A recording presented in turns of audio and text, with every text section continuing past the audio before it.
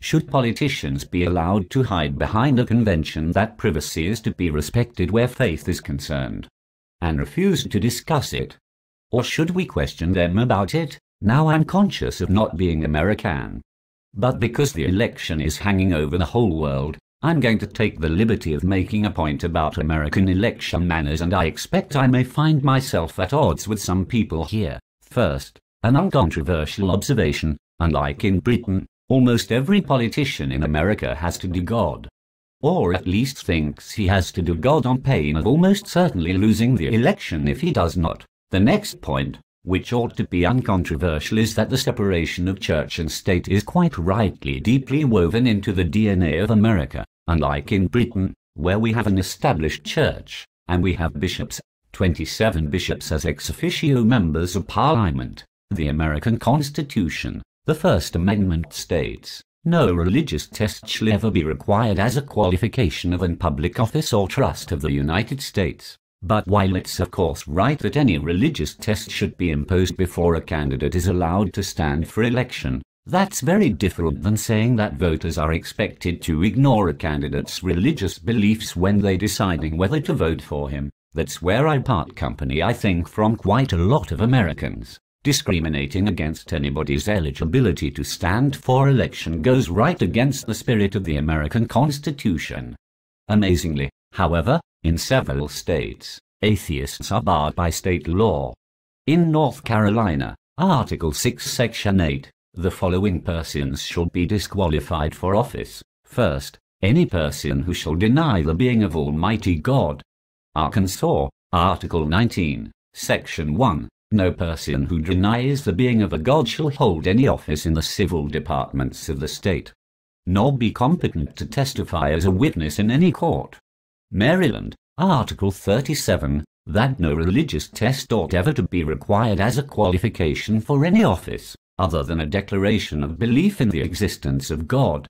Pennsylvania, Article 1, Section 4, no person who acknowledges the being of a God and a future state of rewards and punishments shall, on account of his religious sentiments, be disqualified to hold any office or place of trust or profit under this Commonwealth. South Carolina, Article 17, Section 4, no person who denies the existence of a supreme being shall hold any office under this Constitution. Tennessee, Article 9, Section 2, no person who denies the being of God, or a future state of rewards and punishments, shall hold any office in the civil department of this state. Texas, Article 1, Section 4, no religious test shall ever be required as a qualification to any office, or public trust, in this state. Nor shall anyone be excluded from holding office on account of his religious sentiments, provided he acknowledge the existence of a supreme being. Now, I'm using Romney only as an example for the thesis that I want to advance, which is, I think, unpopular with some Americans, because they wrongly think it goes against the Constitution, against the no religious test laws.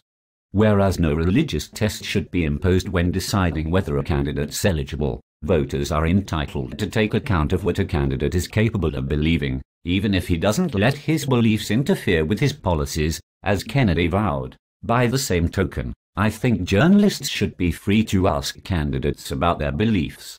Their private beliefs should be fair game in debates between candidates. I wish that presidential debates were more gloves off when it comes to the religious beliefs of candidates. Why does Mr. Obama limit himself to criticizing Mr. Romney's taxation policy, medical policy, foreign policy, and so on? Why does he ignore the elephant in the room, which is that his opponent is capable of holding beliefs which, in England, we call barking mad, and here, you might call batshit crazy? Mitt Romney believes that the Book of Mormon is a sacred book, translated by a 19th century American called Joseph Smith, whom Romney reveres as a prophet and the founder of his Mormon faith. Mormons believe that Smith was guided by an angel, Moroni, to dig up some golden plates on which were written characters of an ancient language which he called Reformed Egyptian, unknown to archaeologists by the way. He bought a seer stone in a hat, buried his face in the hat and looked at the seer stone. One by one, characters of Reformed Egyptian would appear in the stone, together with the English translation.